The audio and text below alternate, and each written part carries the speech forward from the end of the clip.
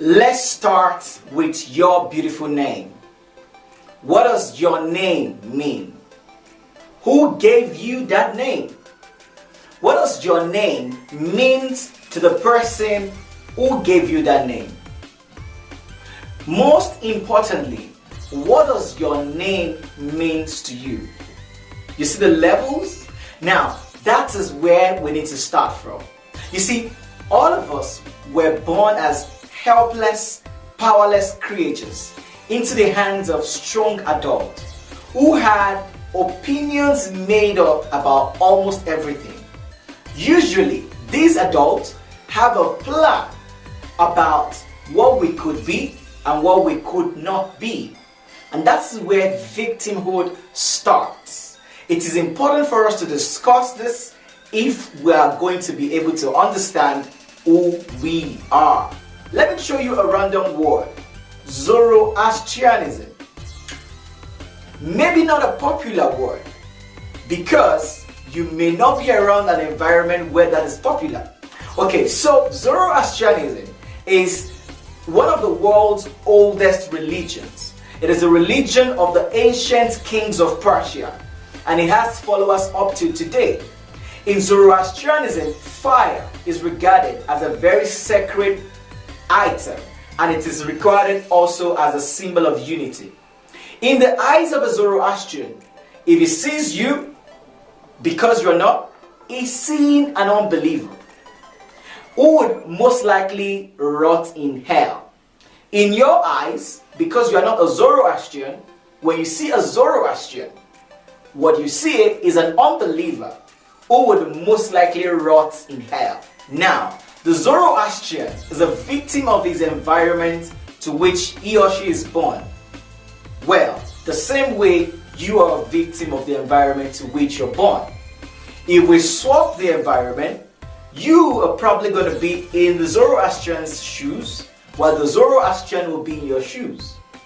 This is what victimhood really means. The ultimate question of victimhood is what I ask every time. If we remove the influence of your environment, how much of who you are right now will still remain? I'll take the question again. If we remove the influence of your environment, how much of who you are right now will still remain? When you can answer that question, then you can know to what degree victimhood has played a part in defining who you are. Now, let's get into the issues. How do we fix victimhood? I propose 3 steps. First step is to agree. Agreeing that you have been a victim. Without agreement, you will continue to live your life in denial. A denial that makes you feel like, well, you are above all of the universal forces and nothing is stopping you. Well, until you agree, that's when you can come in terms with the influence your environment has had on you and if there's any need for you to make a change. So step 1, agree that you are a victim. Agree that a lot of things that are part of who you think you are were not decided by you and you have really not had a lot of influence on who you are. Number 2 is to reverse the course of time. This will require you to review the environment to which you were born and begin to identify how much of your thought process and how much of your decision-making mechanism has your environment influenced. Who do you hate? Who do you like? What are the things that directly affect your emotions? What are the things that spring up your emotions?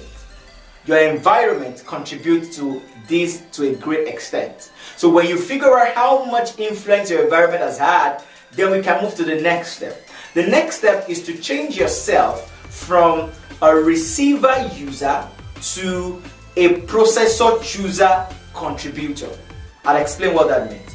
A receiver user is someone who gets information and jumps to work with it. They tell you a particular tribe is bad. You don't ask questions, you don't want to know why they are bad, you accept it, and when you see a person from that tribe, you are attacking them, you hate them already. It means that your opinions and your actions are dictated largely by the opinions of everybody else because it's popular. So when you want to change that around, you begin to become a processor, chooser, contributor. What does that mean? When an idea is thrown at you, you process it.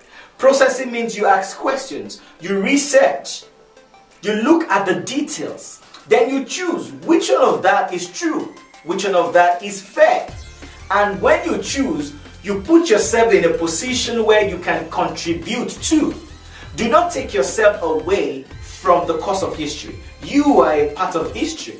And so in defining who you are, you need to put yourself in a position where you look at what has happened so far, what is true, what is fair, and what you think should have been the case. And when you put yourself in that position, you transform from being a victim to becoming a survivor.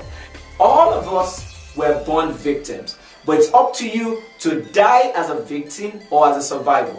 And until you make that switch from being a victim to a survivor, you would continue to get wrong the answer to the simple question, who are you? Let me do a recap. Step 1 is agreement. Agreeing to the fact that you have been a victim for as many years as possible of your life.